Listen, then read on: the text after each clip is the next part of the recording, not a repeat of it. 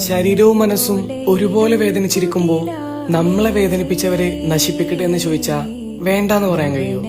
ഏയ് എവിടലേ നാ റസൂലിന് കഴിയും. ഏറെ പ്രതീക്ഷയോടെയാണ് റസൂൽ ത്വായിഫിലേക്ക് ചെന്നത്, പ്രിയപ്പെട്ടവരെ തേടി. അവിടെ എത്തുവോളം ഉള്ളിൽ പ്രതീക്ഷയുണ്ടായിരുന്നു. മക്കയിലുള്ളവർ തന്നെ സ്വീകരിക്കാതെ വേദനിപ്പിക്കുമ്പോഴും ഉള്ളിൽ തന്നെ ത്വായിഫിലുള്ള കുടുംബം സ്വീകരിക്കുമെന്ന വിശ്വാസമുണ്ടായിരുന്നു. പക്ഷേ എല്ലാം നേരെ തിരിച്ചായിരുന്നു. റസൂലിനെ കണ്ട മാത്രയിൽ ആട്ടിയോടിക്കാൻ തുടങ്ങി. ചീത്തവിളികളും കുറ്റപ്പെടുത്തലുകളും തുടർന്നു. ചെറിയ കുട്ടികൾ പോലും കല്ലെടുത്തെറിഞ്ഞ് പിന്നാലെ ഓടി. അവിടെ നിന്ന് രക്ഷപ്പെട്ട റസൂൽ തളർന്നിരിക്കാണ്. ദേഹമാസകലം വേദനയുണ്ട്, മുറിവ് പറ്റിയിട്ടുണ്ട്. ശരീരം വേദനിക്കുന്നതിനേക്കാൾ വേദന മനസ്സിനാണ്. പ്രിയപ്പെട്ടവരും ആട്ടിയോടിച്ചിരിക്കുന്നു. ജിബ്രീൽ അലൈഹിസ്സലാത്തു വസ്സലാം വന്നു, നബിയെ, ആ രണ്ട് മലകൾക്കിടയിൽ അവരെ ഞാൻ നശിപ്പിക്കട്ടെ